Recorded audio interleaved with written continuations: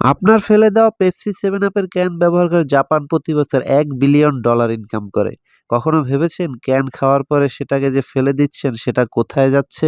আমাদের দেশে দেখা যায় অনেক সময় এটা পরিবেশের ক্ষতি করছে। প্লাস্টিকের ক্যান হোক বা অ্যালুমিনিয়ামের ক্যান হোক, দুটোই দুদিক থেকে ক্ষতিকর। অন্যদিকে জাপানে 100% রিসাইকেল করা হয়। অর্থাৎ একটি ক্যানও পরিবেশের কোনো ক্ষতি করতে পারে না। পুরোটাই রিসাইকেল করা হয়। সেগুলোকে গলিয়ে অ্যালুমিনিয়ামের বড়, বড় বার তৈরি করা হয়। স্ক্রিনে যে বার দেখছেন সেটার ওজন কয়েকশো টন। মূল বিষয় হলো জাতিগতভাবে সভ্য হতে হবে। আমরা যেভাবে প্লাস্টিক পণ্য এখানে সেখানে ফেলে রাখি সেটা বায়ুকে দূষিত করে। আমাদের ঢাকা পরিবেশ দূষণে পুরো পৃথিবীতে দ্বিতীয় আছে। অন্যদিকে জাপানে দেখুন, এই যে ট্রাকটি দেখছেন এতে সব ক্যানগুলোকে তীব্র চাপে কম্প্রেস করা হয়েছে। এখানে দক্ষ কর্মচারী দ্বারা তীব্র কম্প্রেস করা এই ক্যানগুলোকে একটা যন্ত্রের মাধ্যমে প্রাথমিক প্রসেসিংয়ে প্রবেশ করানো হয়। সেখানে তীব্র আগুনের তাপে এগুলোর উপরে থাকা পেপার ও কালার নষ্ট করে ফেলা হয়। শুধুমাত্র ধাতব অংশটুকু আলাদা করে রাখা হয়।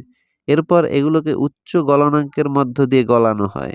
এরপর একটি ড্রেনের মধ্য দিয়ে গলিত এবং পিউরিফাইড অ্যালুমিনিয়াম গিয়ে জমতে থাকে। আর অ্যালুমিনিয়াম অল্প সময়ের মধ্যেই শক্ত হয়ে বৃহৎ আকার ধাতুতে পরিণত হয়।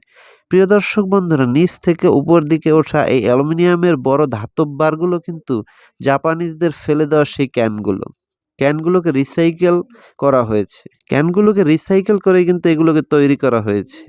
যাই হোক, এগুলোকে তুলে বিভিন্ন রোলিং ফ্যাক্টরিতে নিয়ে যাওয়া হয়, যেখানে ইন্ডাস্ট্রিয়াল মেকানিজমের মধ্য দিয়ে আরও থিনার বা পাতলা করে ফেলা হয়।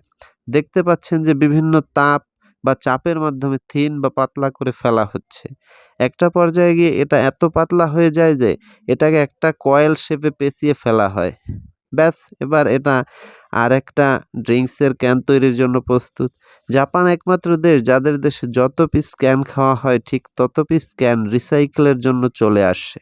দেখতে পাচ্ছেন এই বৃহৎ আকৃতির কয়েলগুলোকে অ্যালুমিনিয়াম ক্যান প্রস্তুতকারী প্রতিষ্ঠানে এনে জমা করা হয়েছে। এরপর এগুলোকে কেটে বিভিন্ন রকম আকৃতির তৈরি করা হচ্ছে, কারণ বিভিন্ন ক্যানের বিভিন্ন শেপ। এখানে একটা হচ্ছে আপার পার্ট, অন্যটা হচ্ছে বডি মেকার পার্ট। দেখছেন কিভাবে সঠিক মাপের ক্যানগুলো তৈরি করা হচ্ছে। এরপর ক্লিনিং ধাপ পার হয়ে ঝকঝকে চকচকে ক্যানগুলো চলে এসেছে। এরপর আপার পার্ট সুন্দরভাবে তৈরি করা হয় যাতে আমরা সুন্দরভাবে খুলে ড্রিঙ্কস উপভোগ করতে পারি। আমাদের দেশে যদি এভাবে রিসাইকেল করা হতো তাহলে পরিবেশ বাঁচত এবং ক্যানগুলো আমরা আরও কম দামে পেতাম।